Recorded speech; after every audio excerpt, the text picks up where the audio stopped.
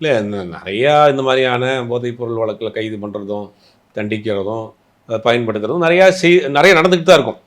ஆனால் ஒரு செலிபிரிட்டியாக இருக்கிறவங்க செஞ்சது தான் இப்போ இவ்வளவு பெரிய பிரச்சனையாச்சு.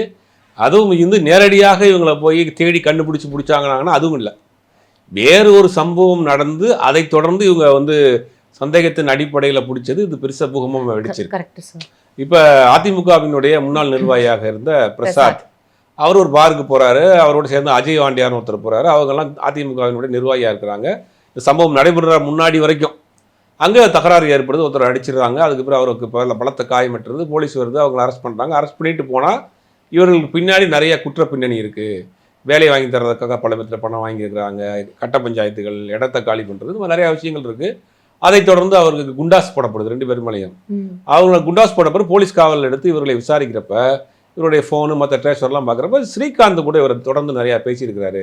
இப்போ ஸ்ரீகாந்துக்கு உங்களுக்கு என்ன சம்மந்தம் அப்படின்னா, ஸ்ரீகாந்த் நடித்த ஒரு படத்துக்கு இவர் இணை தயாரிப்பாளராக இருந்திருக்கார். தீர்க்கரைங்கிற ஒரு படத்துக்கு இணை தயாரிப்பாளராக இருக்கார். அதோட எங்களுக்கு பழக்கம் அப்படின்னு அதை தொடர்ந்து விசாரணை போகிறப்ப இல்லை ஸ்ரீகாந்துக்கு நான் கொக்கைன் வாங்கி கொடுப்பேன் அப்படின்ற மாதிரி ஒரு வாக்கு யார்கிட்ட வாங்குவீங்கன்னா பிரதீப்பின்னு ஒருத்தரை கையை காட்டுறாரு. பிரதீப் யார்கிட்ட வாங்குறேன்னா ஒரு கானா நாட்டை சேர்ந்த ஒருத்தர்கிட்ட ஜான்ங்கிறவர்கிட்ட வாங்குறாரு பெங்களூரில்.